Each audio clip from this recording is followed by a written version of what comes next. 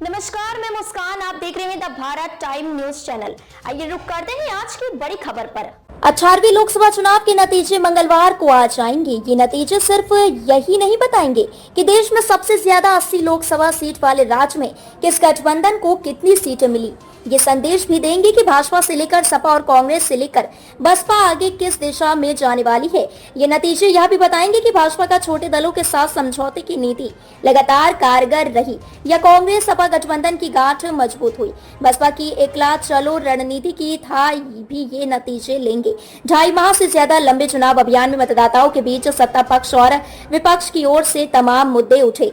Narrative गढ़े गए चुनाव नतीजे बताएंगे कि यूपी की जनता में सत्ता पक्ष की गारंटी पर भरोसा कायम है या विपक्ष के वादों पर भरोसा किया है, उसे डबल इंजन सरकार का फायदा अच्छा लगा या केंद्र व राज्य में अलग अलग सरकार देखने का मन बना लिया है। यूपी की 80 सीटों पर केंद्र का बड़ा दारोमदार है। भाजपा लगातार 5वीं बड़ी जीत या सबक और संदेश। 2014 के लोकसभा चुनाव से भाजपा यूपी में लगातार बड़ी जीत हासिल कर रही है।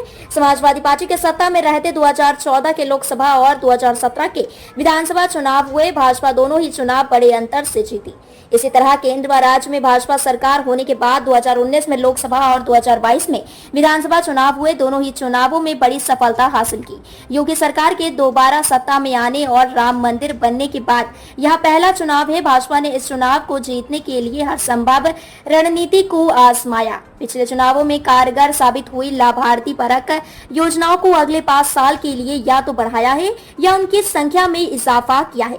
छोटे दलों से गठबंधन के सफल प्रयोग को तो आगे बढ़ाया ही है। फायदेमंद साबित होने की उम्मीद में कई धुर विरोधी नेताओं को एन चुनाव के बीच शामिल किया है। ये नतीजे बताएंगे कि जनता को भाजपा के ये प्रयोग पसंद आए या नहीं। नतीजे यह भी बताएंगे कि योगी सरकार की माफिया के खिलाफ कार्रवाई जनता को अब भी भा रही है या उसमें कोई मीन मेघ तलाश रही है। जनता का भाजपा के राम मंदिर, राष्ट्रवाद, लाभार्थी समर्थक नीतियों और 2047 के लिए उम्मीद बांधने वाले मुद्दों पर समर्थन जारी है या वह संविधान, जातीय जनगणना, महंगाई और बेरोजगारी से जुड़े विपक्षी वादों पर वह बलिहारी है। भाजपा को लगातार 5वीं जीत उम्मीद के हिसाब से मिलती है तो वह इन्हीं प्रयोगों पर बढ़ना चाहेगी, वरना उसे अपनी रणनीति पर नए सिरे से गौर करना होगा।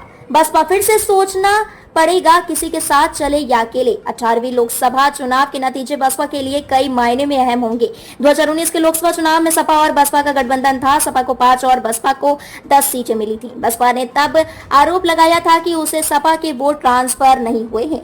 इस चुनाव में बसपा अकेले मैदान में आई, सभी 80 सीटों पर प्रत्याशी उतारे। चुनाव में मिलने वाली सीटें बताएंगे कि उसका एकला चलो का फैसला सही साबित हुआ या गलत। यदि इस चुनाव में बसपा उम्मीद के हिसाब से सीटें हासिल करने में विफल रही तो उसे अपनी रणनीति पर नए सिरे से विचार करना होगा। यदि बसपा का खाता नहीं खुला तो यूपी की विधान परिषद और राज्यसभा के बाद लोकसभा में भी पार्टी की नुमाइंदगी नहीं रह जाएगी। विधानसभा में भी एक ही विधायक है। सपा पता चलेगा कि बार बार गठबंधन के साथ ही बदलने की रणनीति कितनी कारगर रही। समाजवादी पार्टी 2017 में कांग्रेस से गठबंधन कर विधानसभा का चुनाव लड़ी।